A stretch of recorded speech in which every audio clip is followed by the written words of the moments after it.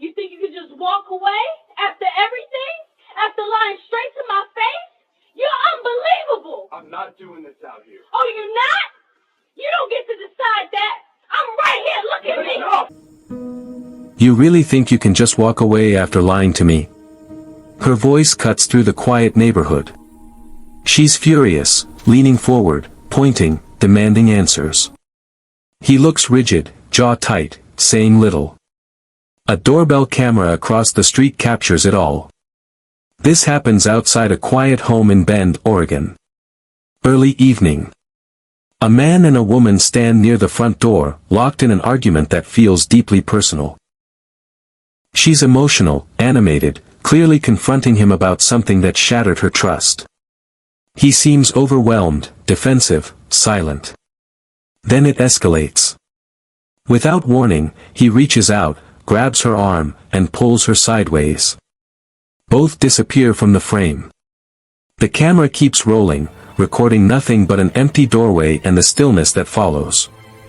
At first glance, this footage looks familiar. Another domestic dispute. Another marriage collapsing in real time. When police later reviewed this clip, that's what they thought too. But this argument was not what it appeared to be.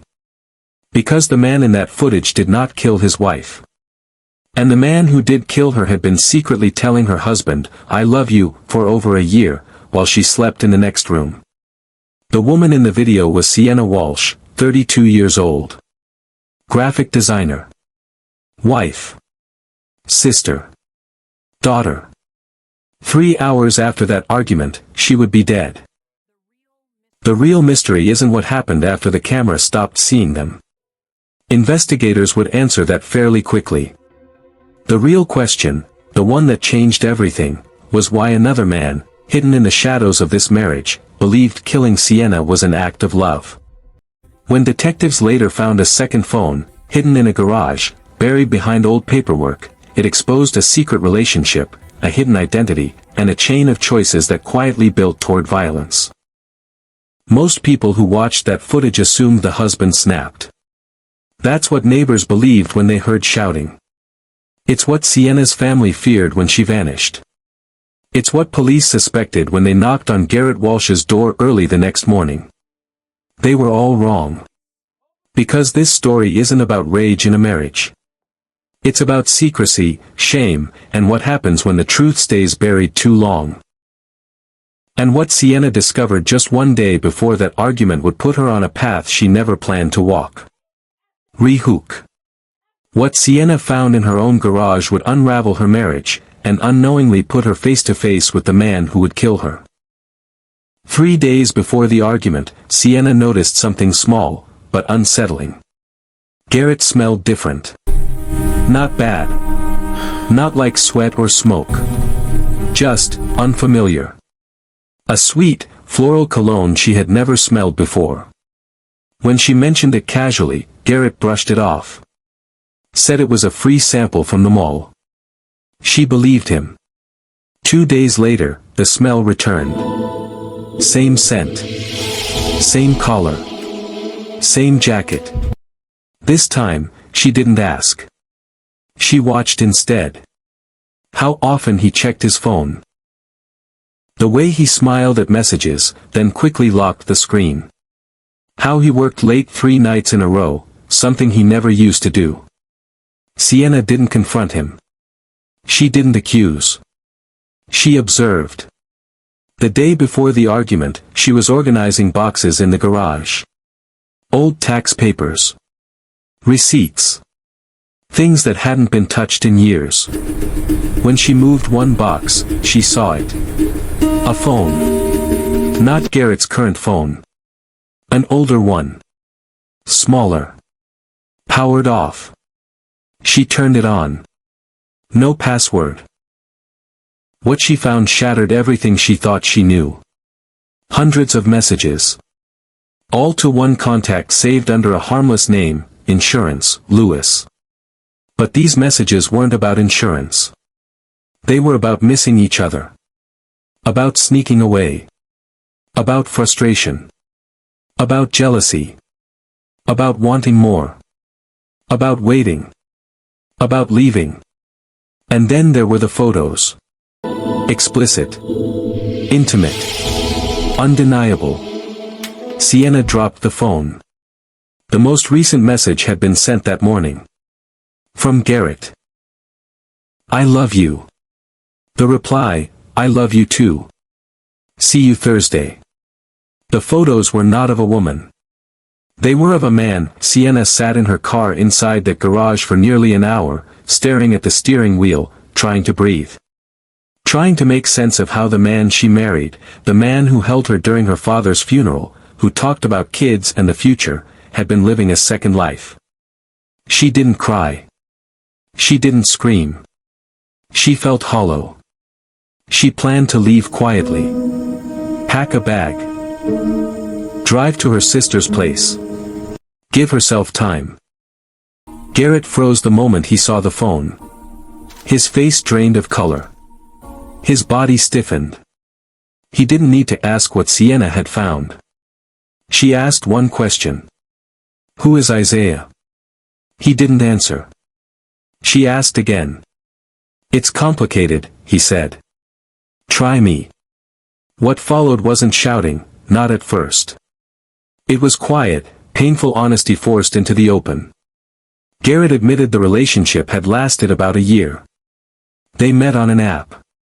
Yes, Isaiah knew about Sienna.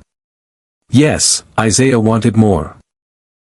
No, Garrett didn't know what he wanted. That's when Sienna's voice changed. You don't know, she said. You've been lying to me for a year, and you don't know. He said he was confused. She called him a coward. The questions came fast. Did you ever love me? Was I just a cover? Were you planning to leave? Was this ever real? Garrett tried to explain feelings he had spent his entire life suppressing. He said he didn't have a label. He said he thought it would go away. He said leaving felt impossible. To Sienna, none of that mattered. You married me, she said. That made this my life too. The argument followed them outside. Neighbors heard raised voices. Someone across the street began recording. The doorbell camera captured only fragments, the gestures, the tension, the moment Garrett grabbed her arm. What the camera didn't capture was the ending. Sienna pulled away. She said she couldn't look at him. She got into her car and drove off without saying where she was going. Garrett went back inside. He didn't chase her. He didn't call. He sat on the couch and stared at the wall. At 7:42 p.m., the doorbell camera recorded him closing the door. He never left again that night. But Sienna did. And her next decision, made in anger, pain, and alcohol, would put her directly in the path of the one person who had the most to lose. Re-hook. Sienna thought she was escaping heartbreak. But the man she met next already knew her name, her marriage, and her weakness. Sienna didn't go somewhere familiar. She didn't want friends. She didn't want sympathy. She wanted noise, distraction, anonymity. She ended up at Riverside Tavern, a bar on the east side of Bend. Alone. Drinking faster than usual. By 9:30, she'd had more than she could handle. She laughed too loudly. Danced without caring who watched. Told strangers her husband was gay and she didn't know what to do. Told one woman she needed a real man. At 10:15 p.m., a man approached her. Tall. Athletic. Friendly smile. He bought her a drink. They talked. Security footage later showed them laughing, leaning close, dancing. At 11:47 p.m., they left together. The bartender remembered him clearly. His name was Isaiah Lennox. And what Sienna didn't know, what no one in that bar knew, was that Isaiah wasn't a stranger. He was the man who had been secretly in love with her husband for 14 months. Re-hook. What happened after they left the bar would remain a mystery. Until technology revealed where Isaiah really took her. Sienna didn't come home. The next morning, she missed a video call with a client. That never happened. Her sister called Garrett. He said they'd fought and Sienna left. He assumed she stayed at a hotel. But Sienna's phone went straight to voicemail. Hospitals had no record of her. Friends hadn't seen her. Garrett didn't wait the recommended 24 hours.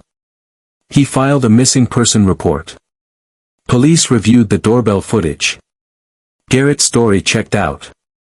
His phone GPS showed he stayed home. Neighbors confirmed they saw Sienna drive away alone. For 2 days, there were no answers. Then a jogger found a body near Crystal Lake. Female. Early 30s. Blunt force trauma. It was Sienna Walsh. Time of death, between midnight and 2 a.m. Garrett was questioned, and released. The focus shifted to one question. Who was the man she left the bar with? Ri Hook. The answer was already hiding in plain sight, on a phone filled with messages no one was supposed to see. Detectives tracked bar footage. Found Isaiah. Brought him in. He lied. First, he said he didn't know Sienna. Then he admitted talking. Then he admitted leaving with her. Then he claimed he dropped her at a gas station. His GPS said otherwise. At 12:23 a.m., Isaiah's car traveled to Crystal Lake. It stayed for 41 minutes. Blood was found in his trunk. DNA under Sienna's nails matched Isaiah. When detectives pulled his phone data, everything clicked. Messages. Photos. Call logs. All with Garrett Walsh. A secret relationship. 14 months long. Ri Hook. When confronted with the truth, Isaiah finally explained why he believed murder was love. Isaiah confessed. He said Garrett was trapped. That Sienna was the problem. That he believed removing her would free the man he loved. At Crystal Lake, Isaiah told Sienna the truth. That he was the one Garrett loved. She screamed. She fought. He panicked. He hit her. Then again. And when it was over, he dragged her body into the brush and drove home. He thought Garrett would understand. He was wrong. Ri Hook. But detectives weren't finished. Because Garrett's words had helped shape Isaiah's belief. Garrett admitted everything. The app. The affair. The fear. The shame. He said he never wanted Sienna dead. But he admitted he had complained. Admitted he said things in frustration. Words that Isaiah took literally. Isaiah was convicted. Life in prison. Garrett lost everything else. Ri Hook.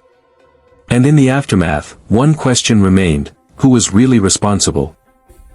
Sienna Walsh was 32 when she died. Her family says honesty could have saved her life.